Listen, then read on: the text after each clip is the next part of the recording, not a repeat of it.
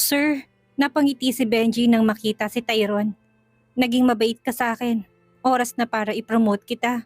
Sabi ni Tyron at inabot sa kanyang isang sulat na matanggap ito na pagtanto ni Benji na siya ay hinirang na maging Prime Minister ng North Hill. Tuwang-tuwa siyang tumalon at niyakap muli si Tyron.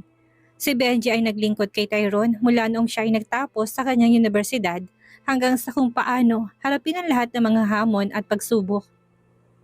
Si Benji ay naging 100% tapat. Wala na ngang mahihilig pa si Tyron. Tanging si Benji lang ang taong pagkakatiwalaan bilang kanyang kanang kamay. Dati at ngayon ay Prime Minister na ng North Hill. Deserve to ng binata. At masaya si Tyron na napasaya niyang kanang kamay at ngayon ay tinuturing na niyang tapat na kaibigan. Pagkaalis ni Benji, bumalik si Tyron sa loob ng bahay at nakita ang kanyang mga anak na naglalaro. Sumama siya sa kanila at nakipaglaro sa kanila. Hirap si Tyron pagdating sa mga laro. Minsan nakikipaglaro siya sa mga matatalinong anak o sa mga cute niyang anak na babae. Dapat magpatalo siya at walang tigil sa pagtawang mga bata. Sa masayang kapaligirang iyon, pinagmamasdan sila ni Alyssa mula sa malayo dahil kalalabas lamang niya mula sa kusina. Gustong-gusto niya kung gaano kasaya ang lahat. Nakatanggap si Tyron ng isang tawag at tumayo siya at sinagot ito na mapagtanto na ang caller ID ay si Lucifer. Lucifer, anong meron? Tanong ni Tyron. Nawalan ng memorya si Marcella kaya kahit na makita mo siya sa North Hill sa hinaharap, hindi siya makakasama. Okay? Tanong ni Lucifer. Bakit parang may pakialam ka sa kanya? Bakit mo ba siya nilayo in the first place? Wala naman akong problema tungkol doon. Hindi ko lang maiwasan na mag-isip. Tanong ni Tyron. Meron siyang isang bihirang healing blood type at ginamit ko ito para sa aking kapatid na may sakit sa loob ng maraming taon. At ito ay gumana. Kaya sa tingin ko ay gumana ang dugo niya sa'yo. Kahit ano pang ginawa ni Marcella sa'yo, dapat mo siyang patawarin dahil iniligtas ka niya sa pamamagitan ng kanyang dugo. Sabi ni Lucifer, sa tingin ko'y naintindihan ko na ito ngayon. Huwag ka mag-alala, kung magkita man kami sa hinaharap, wala na akong gagawin na kahit na ano laban sa kanya. Total, hinayaan ko na siyang magdusa ng matindi sa bundok sa loob ng 7 araw at 7 gabi. Tyron sabi, salamat Tyron, sabi ni Lucifer. Kung wala ka, hindi ko na makukuha pa ulit ang North Hill. Salamat din sa'yo, sabi ni Tyron at pagkatapos ng ilang masasayang salita, natapos na ang tawag. Nakangiting ibinalik ni Tyron ang phone sa bulsa. Lumingon siya sa kinaroroonan ng mga bata at nakita niyang naglalaro pa rin sila. Lumingon siya sa tapat at nakita niya si Alyssa na masuyong nakatitig sa kanya. Dahan-dahan tong lumapit sa kanya at hinalikan sa noo. My woman, namula si Alyssa. Masaya ako na okay ng lahat ngayon. Mahal na mahal mo ko, hindi ba? Anong klaseng tanong yan? Mapaglarong sumimangot si Alyssa. I love you even in your worst times. I love you too, Alyssa. Sabi ni Tyron sa mga katagang laging inaasam-asam ni Alyssa na marinig mula sa kanya. Namula siya ng gusto at naghalikan silang dalawa. Samantala ng hiranging bagong presidente ng North Hill, labis ang naging pangamba ni Lord Joaquin at Belinda. Natakot sila sa maaring gawin sa kanila ni Tyron. Hindi naman kasi lingid sa kanila na marami silang nagawang kasalanan kay Tyron at kilala nila ang lalaki. Ang bawat kasalanang nagawa sa kanya ay may katumbas na kaparusahan. At bago pa mangyari yun, kailangan na nilang makapagtago at makapagpakalayo-layo. Dahil para kay Tyron, walang pamilya kapag inagarabyado siya at si Alyssa at ang mga anak nila. Samantala, abalang naghahanda ng umagahan si Alyssa nang maramdaman niyang may 2 bisig ang sumakop sa kanyang balingkinitang katawan. At nakaramdam pa siya ng kilabot at nginig nang maramdaman ng malamyos na tinig mula sa kanyang likuran. I love you, my woman. Hindi mapigilang mapalingon ni Alyssa at ang gwapong mukha ni Tyron tulad ng inaasahan ng bumungad sa kanya. Tyron, ano ba? May ginagawa ako? Napansin naman ni Alyssa ang pagsimangot ng mukha ni Tyron at bigla itong nagsalita. Wrong answer. May bahid pa ito ng inis at tila pagtatampo. Hindi naman mawari ni Alyssa ang sinabi ni Tyron at nagtatakang nagtanong. Ha? Anong ibig mo sabihin na wrong answer? Natigilan si Alyssa na may mawari. Saglit siyang natigilan sa paghalo ng nilulutong tinola at humarap muli kay Tyron. I love you more, my man. My one and only love. Si Tyron na nakaupo malapit sa dining table ay biglang niliwanag ang mukha at bababakasan ng lalaki niyang ngiti na umaabot hanggang tenga. Mabilis siyang tumayo at niyakap si Alyssa. Mas mahal kita, Alyssa, at mariin pa itong hinalikan sa labi. Ay, ang daming langgam.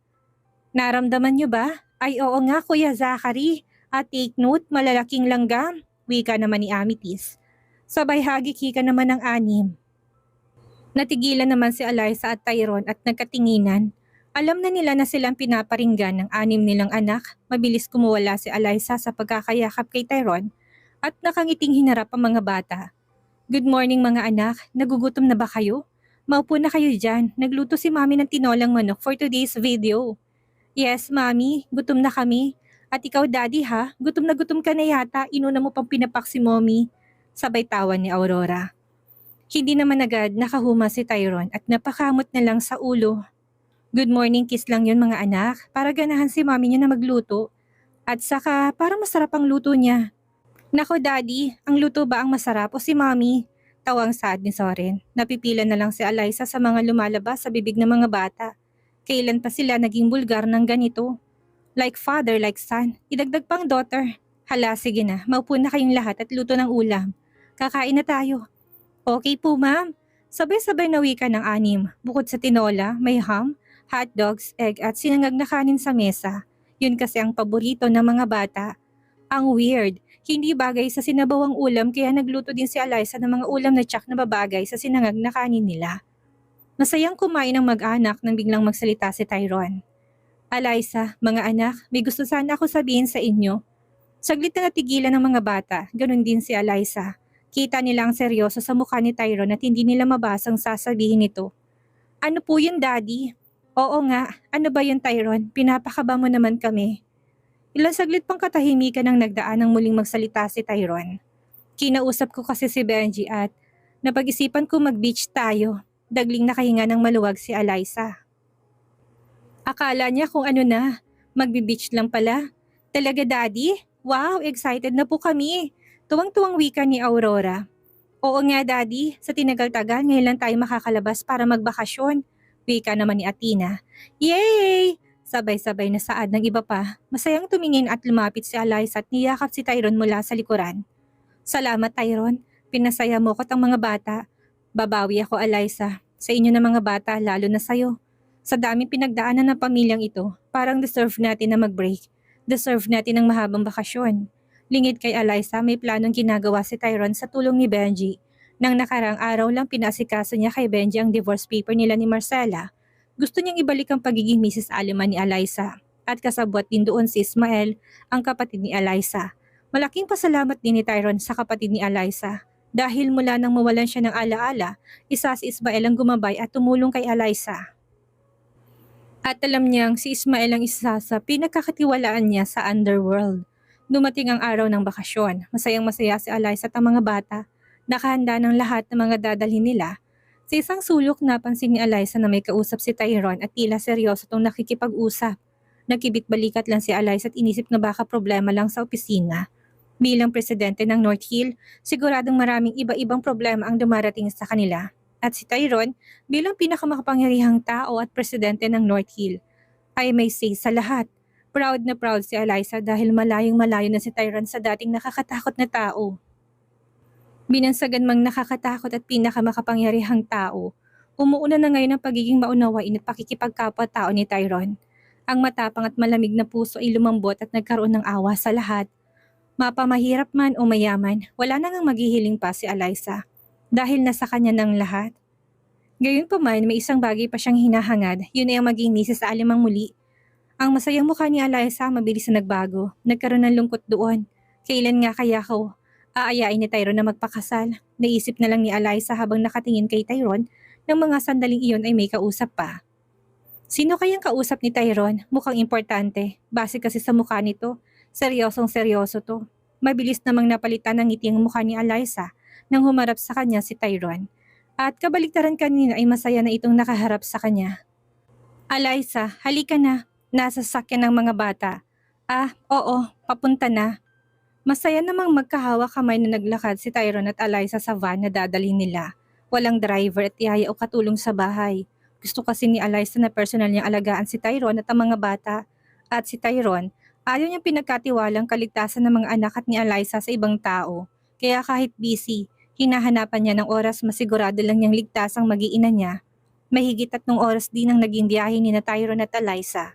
Sa isang beach resort sa Batangas ang napiling lugar ni Benji at Ismael.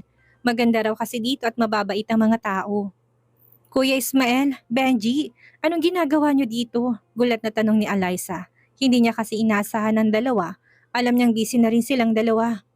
Hi Alyssa, kamusta? Tyron, wika ni Benji at Ismael. Tyron na lang ang tawag nila kay Tyron dahil hindi na naman daw iba ang dalawa sa lalaki. Para kasi kay Tyron, bukod sa kaibigan, kapatid na rin ang turing niya sa dalawang tapat niyang tagasunod. Kamusta Ismael, Benji? Okay na bang lahat? Yes, Tyron. Ayos na. Kayo na lang ang kulang, wika ni Benji. Hindi naman mapigilang magtaka si Alyssa habang pinagmamasdan ang tatlong lalaki. Parang sa pamamagitan ng mga mata ay nag-uusap-usap sila na sila lang ang nakakaintindi. Hindi na niya pinansin ang mga ito nang makitang sabay-sabay nagtatakbo sa tabing dagat ang 6 niyang mga anak. Mga bata, teka, hintayin niyo ako. Huwag kayong tumakbo. Bawal pang maligo. Rest na muna tayo. Tuloy-tuloy na sigaw ni Alyssa habang tumatakbo din papunta sa mga bata. Isang malaking resort sa Batangas ang napiling puntahan ni Tyron. Pag-aari ito ng isa sa mga businessman na nakilala niya sa mga pinupuntahan niyang event at masasabi niyang maganda nga ang LG Beach and Private Resort. Humigit kumulang kalahating ektaryang nasasakop ng resort at bukod sa malawak na karagatan, marami din ditong malalaking swimming pools na may iba't ibang hugis. Saktong-sakto sa malalaking pamilya. Kaya nitong mag-accommodate ng hindi mabilang na pamilya sa laki ng resort. At ang pinagtataka ni Alyssa sa sobrang laki nito, bakit sila lang ang tao? Tyron, tayo lang ba ang nandito? Hindi na napigilan tanong ni Alyssa. Yes, tama ka Alyssa. Mahalaga kasi ang araw na ito kaya tayo lang ang nandito. Pero sobrang mahal nito kung ganon. Medyo. Pero para sa inyo walang malaki o maliit na halaga. Mapasaya ko lang kayo. Parang tumigil naman saglit sa pagtibok ang puso ni Alyssa. Hindi niya napigilang mapangiti at kiligin. Nahampas pa niya ng bahagya sa braso si Tyron. Nakaupo sila ngayon sa malawak at puting-puting buhangin. Nakasandal ang ulo ni Alyssa sa braso ni Tyron habang pinapanood ang mga bata naglalaro at nakikipagkulitan kay Benji at Ismael. Alyssa, tawag ng isang boses sa likuran nila at hindi pa man nakikita alam na ni Alyssa kung kaninong boses ang tumatawag. Mabilis na itong nilingon at masayang kumaway kay Jane. Jane, tawag ni Alyssa dahilan para matigilan saglit si Benji. Matagal nang tinutudyo ni Alyssa si Jane para kay Benji pero tinatawanan lang ito ng binata. Ng mga panahong iyon, wala pa sa isip niya makipagrelasyon. Ang puso't isip niya kasi ay nakatuon lang kay Tyron para matulungan to sa lahat. Pero ngayong maayos ng lahat, hindi mapigilan ni Benji ang humanga sa dalaga. Gaya ni Alyssa, may gininto ang puso din ng dalaga. Taglay din ito ang gandang hindi kayang magawa ng iba. Simpleng ganda na hindi kayang dalahin ng iba. Jane, akala ko hindi ka na makakarating, wika ni Tyron matapos makipagyakapan ni Alyssa sa kaibigan. Naku, oo nga Tyron. Ang dami kasing trabaho sa kumpanya ni Alyssa. Ang Triple ZA, ang kumpanyang binuo ng mga anak ni Alyssa, Tyron. Dahil sa yamang taglay ni Tyron, ibinigay na ng tuluyan ni Alyssa ang kumpanya kay Jane. Deserve na kaibigan niya yon total. Buhat na maging busy sa Alyssa sa pagtulong para maibalik ang alaala ng mga anak, si Jane ang naiwang mag-isa tumawak ng kumpanya. Nga pala, ready na ako mamaya para sa propo. Natigilan si Jane na makita nagsalubong ang kilay ni Tyron at mapagtantong muntik na niyang ibuko ang plano ni Tyron at ang dahilan kung bakit sila nandun ngayon. Ano sabi mo Jane? Wala. Ibig ko sabihin si Fafa Benji kasi alam mo na, feeling ko kasi type niyang beauty ko. Kaya nang malaman ko nandito siya, Gora na i-catch. Feeling ko tatanungin na niya ako para maging GF niya. Natatawang wika ni Jane sabay tingin kay Benji. Pero dagling na walang ngiti ni Jane nang mapatingin kay Benji. Parang nag-slow motion ang lahat habang naglalakad si Benji papalapit sa kanila. Kasabay pa ang malakas na ihip ng hangin na dumadampi sa buhok ng binata dahilan para hawiin ito yon. Ang daming pandesal. Ang syarap. Jane, ang laway. Tumutulo. Natatawang saad ni Alyssa. Kinurot pa ito ni Alyssa sa tagiliran dahilan para bumalik sa wisyo si Jane. Hi Jane, nakarating ka? Oo. Sabay sabit pa ni Jane ang ilang hibla ng buhok sa likod ng kanyang tenga. Gusto mo maglaro? Laro? Saan? Sa kama? Jane! Sigaw ni Alyssa. Naku, makukurot kita sa singit. Natatawa na lang si Alyssa nang magtatakbo si Jane habang hawak-hawak si Benji palayo kay Alyssa. Masakit kayang makurot. Hay, ang sarap ng buhay kapag ganito lang. Walang iniisip na gulo at problema. Wika ng isip ni Eliza habang nakikipaglaro na rin sa mga bata at sa tatlong isip bata. Habang si Tyrone naman ay masayang nanunood lang. Sa pamamagitan ng tingin, nagawang mapalapit ni Tyrone si Benji at Ismael. Nalalapit na ang oras. Malapit nang lumubog ang araw. At sa paglubog noon, gagawin na ni Tyrone ang kanyang inihandang sorpresa kay Eliza. At gusto niyang maayos ang lahat. Okay na Tyrone, wala ka nang dapat alalahanin. Nakahanda na rin ng kwartong pwedeng pagtigilan ni Eliza. Kasama niya si Jane bilang siyang magsisilbing oras ni Eliza para makipagkwentuhan dito. Pagpatak ng alas 5 ng hapon, nasa kwarto na si Jane at Eliza. Nagtatakang dalaga kung bakit nakahiwalay siya ng kwarto. Akala niya nang ihatid siya ni Tyrone, susunod to kasamang mga bata. Pero sa sunod na pagbukas ng pinto si Jane ang nabungaran niya. Jane, wala ka bang napapansin kay Tyrone? Ha? Wala naman. Bakit? Maang-maanga na wika ni Jane. Parang may kakaiba kasi sa ikinikilos ni Tyrone at saka kay Kuya at Benji. Parang may tinatago sila sa akin. Ano sa tingin mo? Naku Eliza, guni-guni mo lang yan. Wala naman ako napapansin kakaiba bukod kay Fafa Benji. Napansin mo ba yung mga tingin niya sa akin? Ang lagkit. Nahampas naman ni Eliza si Jane sa ulo. Aray naman Eliza? Natatawang wika ni Jane na umaasang naiilis niyang topic nila. Ikaw Jane ha, magpakipot ka naman ng konti. Parang konting kalabit lang ni Benji, bibigay ka na kaagad. Excuse me Eliza, sadyang makipot pa to no? Sira ka talaga Jane, makipot na kung makipot. Handa ka na bang lumuwang yan? Natigilan naman si Jane at biglang may naisip. Masakit ba? Ha? Anong masakit? Ang magpaluwang? Grabe. Grabe ang tawa ni Eliza at nakaisip para i-good time si Jane. Naku, sobrang sakit, lalo na kung first time. Mawawasak talaga, mapipilas na parang isang papel. Natatawa si Eliza sa reaksyon ni Jane at ang nakapagpahagalpak pa sa kanya ay nang hawakan itong perlas niya at sumigaw. Oh no, parang ayoko na. Pero masyarap, puto ni Eliza sasabihin pa sana ni Jane. Talaga? Kung ganun handa na akong lumuwang. Sabay silang nagtawanan. 5:30 ng hapon nang sinimulang mag-ayos ni Jane. Ito ang naisip niyang way para magawa din niyang ayusan si Eliza. May nakaredy pang white dress doon sa ibabaw ng kama. Ganon din ang suot ni Jane pero hindi niya pinantayan ang ganda ng kay Eliza para hindi niya matalbugan ng bida mamaya. Jane, para saan ba itong pinapasuot mo sa akin? Kailangan pa bang ganito? Ay nako friend, suotin mo na lang at wag na magtanong. Maganda naman hindi ba? Maganda naman pero hindi ko lang maiisip kung anong connect sa bonfire natin mamaya. Yun ang unang pumasok sa isip ni Jane na gawing dahilan kung bakit kailangan nilang naka-white dress. Nataranta na kasi si Jane at yun kagad ang naisip niyang dahilan. Natawa na lang siya kasi ano nga naman ang connect ng white dress sa bonfire. Samantalang natataranta na si Tyrone sa kabilang kwarto. Anytime mangyayari ng matagal na niyang pinakahihintay. At hindi gaya dati. Ngayon sobrang kabang nararamdaman niya. Dati kasi sa pilitang kasal na ang nangyari sa kanila ni Eliza at sa naunang asawa naman niyang nanloko sa kanya. Minahal naman niya ito pero ngayon lang siya nakaramdam ng matinding kaba.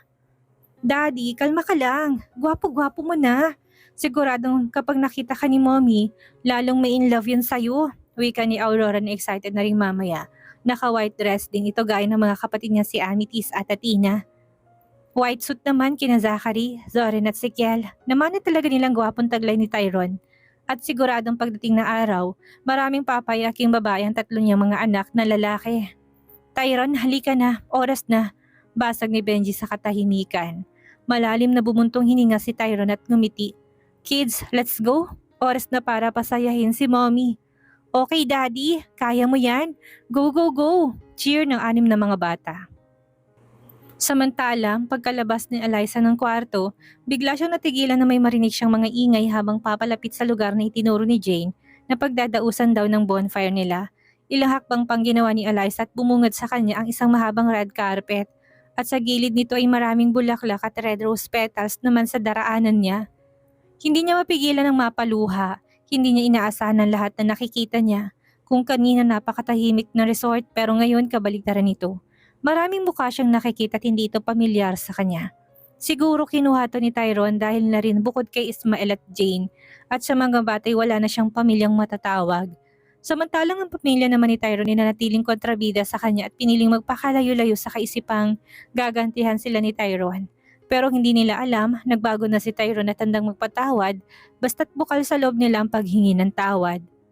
Samantala habang naglalakad si Eliza, kasabay nun ng awiting God Gave Me You, patuloy pa rin ang pagbagsak ng kanyang mga luha, lalo na nang makitang tumatakbo ang 6 niyang mga anak papalapit sa kanya. Gaya niya, nakasuot din namang ito ng parehong dress na suot niya at white suit naman at 3 lalaking kagaya ng kay Tyrone. "Mommy, ang ganda-ganda niyo po," nakangiting wika ng mga bata. "Kayo din mga anak, ang gaganda at ang gagwapo. Tara na mommy, naghihintay na dun si daddy." "Mommy, yes ka kaagad kay daddy ha?" Na-excite na wika ni Aurora. Natawa na lang si Eliza, ang babata pa nila, pero parang alam na nila ang nagaganap. Bago pa makalapit si Eliza, bahagyang siniko ni Ismael at Benji si Tyrone. Nasa tabi naman ni Benji si Jay na nakayapos ang braso. "Tyrone, lapit ka na kay Eliza, galingan mo ha, para matawag ko na si father." Unti-unti namang gumalaw si Tyrone at tumakbang patungo kay Eliza. "Tyrone, anong ibig sabihin nito? Bakit may paganito?" Ngiti lang ang naisagot ni Tyrone at walang sabi-sabi ay biglang lumuhod.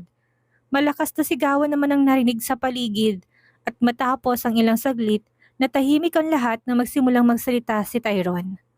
"Eliza, alam kong para sa'yo biglaan ang lahat at naintindihan ko kung medyo naguguluhan ka. Pero hindi ko na kayang patagalin pa ito.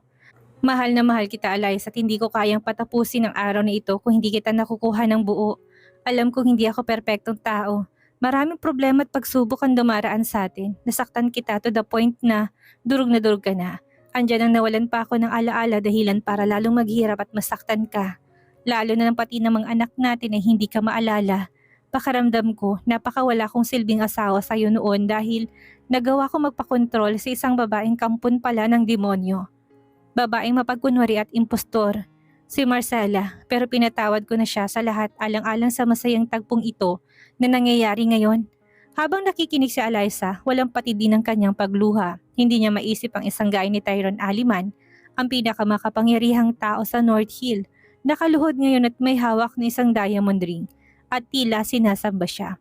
Muli nakinig si Eliza kay Tyrone habang nakatingin sa nanunubig na rin tong mga mata. "Maraming salamat, Eliza, sa walang sawa mong pagmamahal. Sana bigyan mo ako ng pagkakataong makabawi. Bigyan mo ako ng karapatang muling ilagay ang pangalan ko sa iyo. Tanda ng pag-aari ka ng isang Tyrone Aliman. Eliza, will you marry me again?" Napahawak si Eliza sa kanyang bibig, tanda ng pagkagulat. Masayang masaya siya dahil ito na ang pinakahihintay niya, ang maging pag-aari ni Tyrone Aliman. "Yes, yes Tyrone, papakasal ako sa iyo muli." Pagkatapos sabihin ni Eliza ang mga katagang yon, muling pumailan ang awiting Beautiful in White. Mabilis namang sinuot ni Tyrone ang singsing at tumayo para mahigpit na yakapin si Eliza. At ng mga oras na yun, nakaredy ng pari para magkasal sa kanila. Palakpakan naman ng lahat habang naglalakad si Eliza at Tyrone palapit sa pari kasabay ang 6 nilang anak na walang tigil sa pagpalakpak. "Tyrone Aliman, sa araw na to, ibinibigay ko ang aking sarili bilang iyong asawa, nanunumpa na kailanman hindi ka pagtataksilan. Tanggapin mo ang singsing na ito bilang tanda ng aking walang hanggang pag-ibig. Mahal na mahal kita, Tyrone, ngayon bukas at magpakailanman.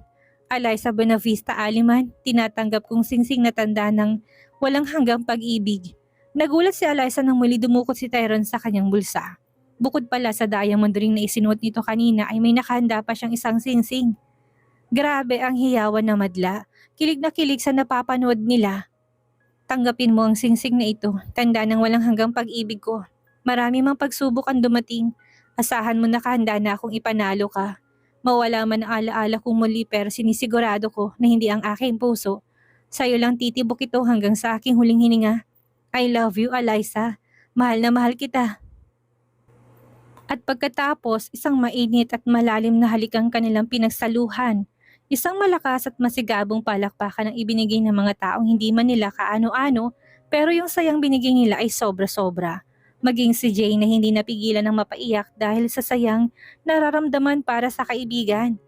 Gayon din si Ismael, masayang masaya ito dahil nahanap na ng kapatid ang katahimikan ng buhay kasama ni Tyrone. Makalipas ang ilang taon, teenager na din ang 6 nilang mga anak. Gayunpaman hindi sila humiwalay kina Eliza at Tyrone. Gusto nilang sama-sama sila sa isang bubong kasama ng 5 pa nilang kapatid. Yes, Isang taon matapos ang kasal, nanganak si Eliza at laking gulat nila nang 5 ang sinilang ni Eliza. Quintuplets.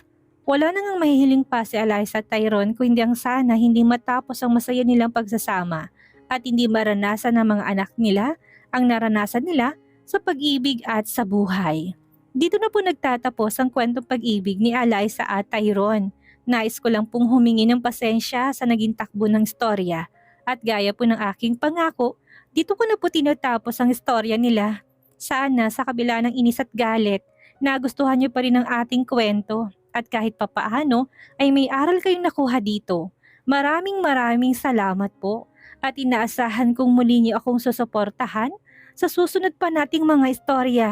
Eliza and Tyrone is now signing off.